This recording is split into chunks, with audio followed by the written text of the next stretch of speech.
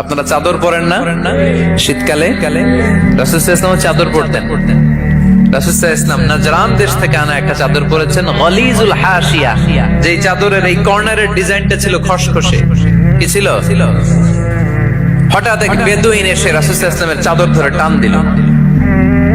টান দেওয়ার সাথে সাথে রাসূল সাল্লাল্লাহু আলাইহি ওয়াসাল্লামের ঘাড়ের এই চামড়া ছিঁড়ে গেল।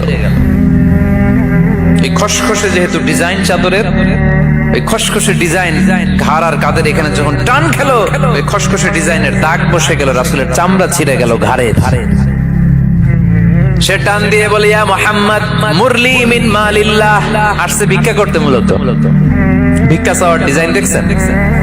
যার কাছে ভিক্ষা চাবে চাদর ধরে টান টান এসে বলে, বেদুইন তাদের মধ্যে সভ্যতা ছিল না। ইয়া মুহাম্মদ, ও মুহাম্মদ মুরলি মিন মালিল্লাহ, ও মুহাম্মদ আমার খাওয়ার মতো টাকা নাই, তুমি আদেশ করো বাইতুল মাল থেকে যেন আমারে কিছু টাকা দেয়। আসছে ভিক্ষা করতে, ভিক্ষা করতে আইসা চাদর ধরে দিছে টান, ঘাড়ের চামড়া ছিঁড়ে গেছে। রাসূল সাল্লাল্লাহু আলাইহি ওয়াসাল্লাম ব্যথা পেয়েছেন। ফালতাফাতা ইলাইহি রাসূলুল্লাহ, আল্লাহ রাসূল সাল্লাল্লাহু আলাইহি ওয়াসাল্লাম তার দিকে তাকালেন, তাকিয়ে ফাদাহিক একটা মুচকি হাসি দিলেন।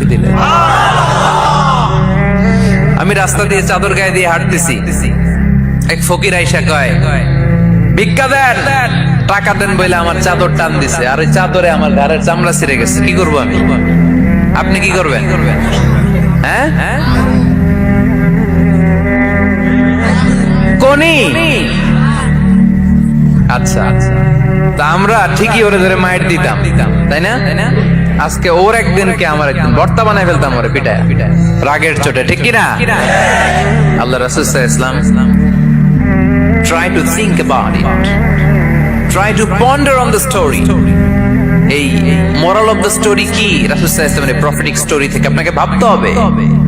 ভিক্ষা করতে এসে চাদর ধরে টান দিয়ে ঘাড়ের চামড়া ছিঁড়ে ফেলেছে, রাসূল তাকিয়ে মুচকি হাসি দিলেন। মুচকি হাসি দিয়ে বললেন, যাও বাইতুল মাল থেকে কিছু সম্পদ ওরে দিয়ে দাও। কি নবী ছিলেন! তার মানে উনার গায়ে যত আঘাতই আসতো কখনো উনি রাখতেন, তবে মাঝে মাঝে রাখতেন। যদি আল্লাহর বিধান লঙ্ঘিত হতো তখন বিশ্ব নবী রেগে যেতেন। আল্লাহর জমিনে আল্লাহর বিধান লঙ্ঘিত হলে এই লোকটা রেগে যেতেন, প্রিয় নবী তখন সহ্য করতেন না।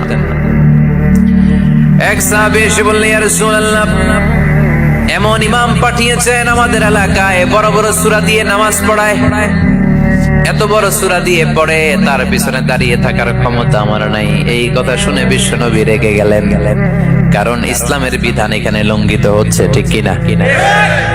এত রাগলেন, চেহারা আগুনের গোলার মতো লাল হয়ে গেল। এই সাহাবীকে ডেকে পাঠিয়ে ধমকালেন, খবরদার, তোমরা মানুষকে দিন থেকে ভাগিও না, সহজ করে ইসলামকে উপস্থাপন করো, জামাতের ইমামতির চান্স পেলে লম্বা কেরাত করো না, একটা মিডিয়াম স্ট্যান্ডার্ড রেখে কেরাত করবা, কারণ তোমার পেছনে অসুস্থ লোক থাকতে পারে, মুসল্লি মুসাফির থাকতে পারে, তাই না?